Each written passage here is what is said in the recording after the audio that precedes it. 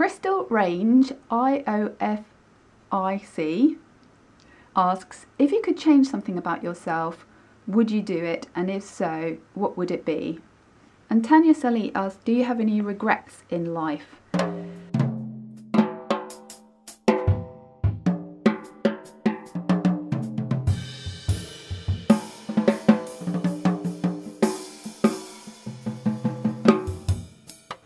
I think these two questions go together as well, because you can't really change yourself. I mean, if you're talking about something physical, I think accept and embrace what you've been given, make the best of it, spend as little time and money on it as possible.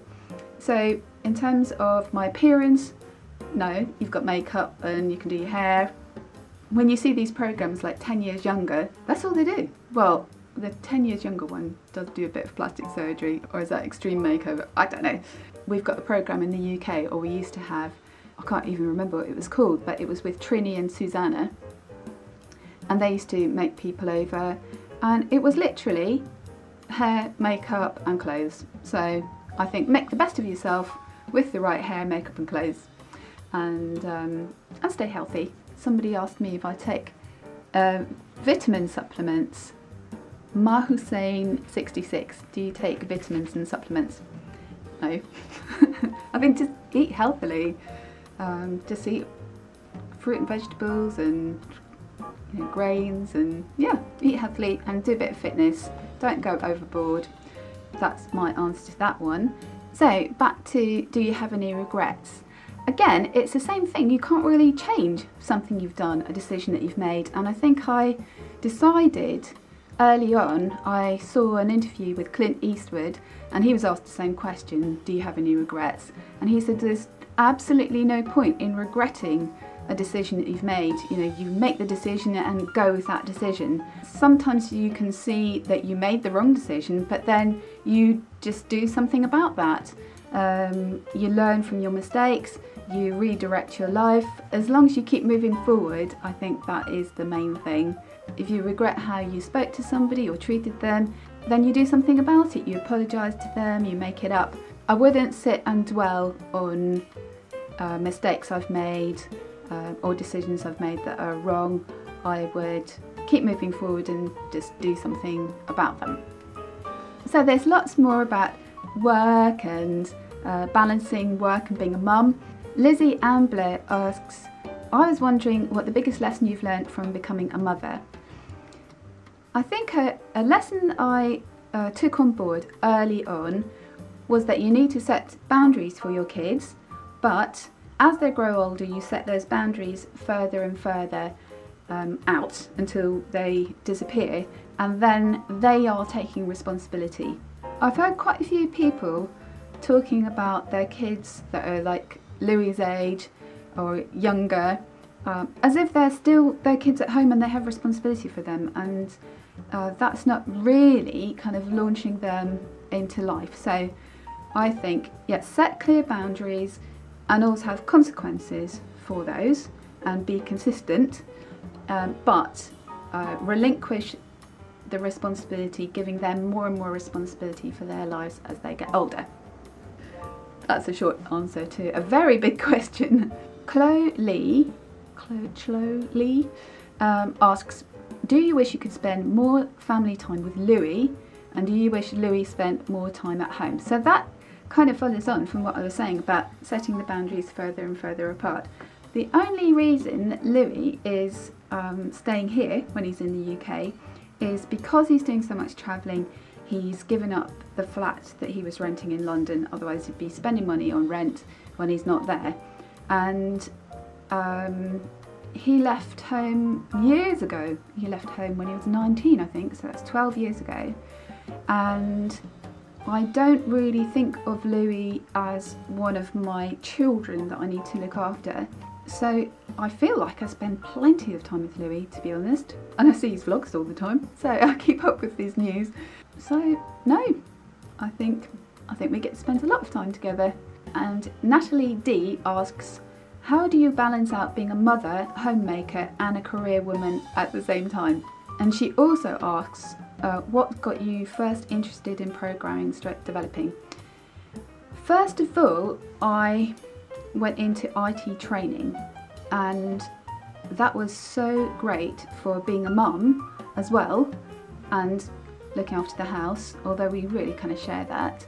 As I said before, I did a secretarial course, and that came in really useful because when we got married and I first had Louis, Ben was a teacher, and he's still a teacher, and during the school holidays I'd be able to go out and do temp work in offices because of the typing skills that I had. And then as I acquired more IT skills as well, that was really useful for that. So we've always shared the housework and cooking, and we've shared the childcare as well. And I decided I wanted to be able to have work that was not full-time and enabled me to spend as much time with the children as possible.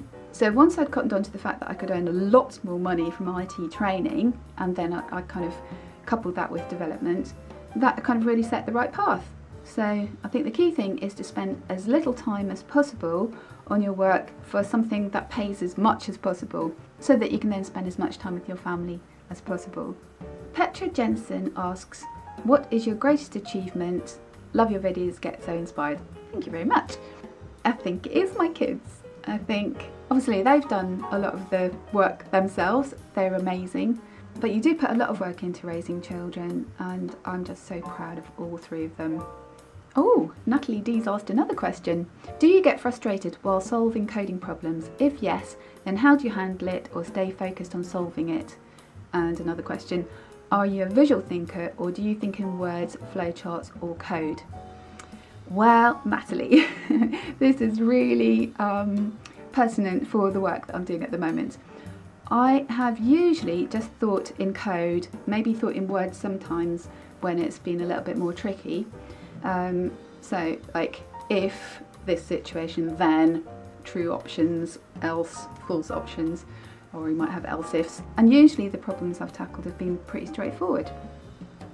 But this recent work that I've been doing has been so much more complex. It's been the most complex thing that I've ever done, I think, except for some stuff that I did once on like financial calculations and that sort of thing. But I tend to work out those complex calculations on a spreadsheet and then replace the cell addresses that I've got with the variables.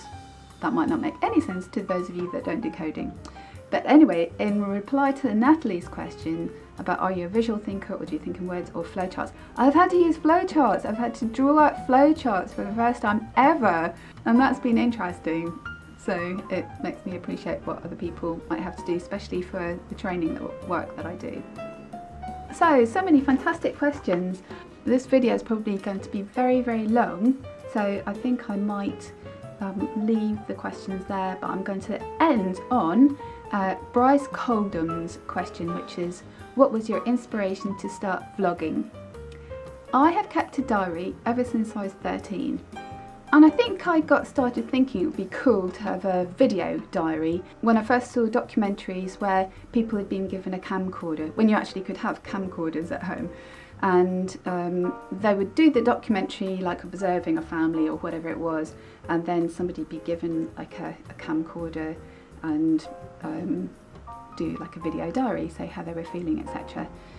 I think I first did something like that about 5 or 6 years ago, just on the webcam on the computer, when I was preparing my CD that I launched 5 years ago. I really should do another one. That's in the pipeline. And about 1.5 years ago, Louis gave me one of these Canon PowerShot cameras for Christmas, and gave me some tips and said, oh mum, you should start vlogging. And my first vlog was a talky one, and it was a Mum for Louis disclaimer. You can see the link here. But I'd always wanted to vlog holidays and things like that, and trips. So yeah, that got me started, and I've been very inspired by Louis, of course. I think that's all the questions we've got time for today. And again, I just want to say thank you so much for asking such fantastic questions. See you next time. Bye.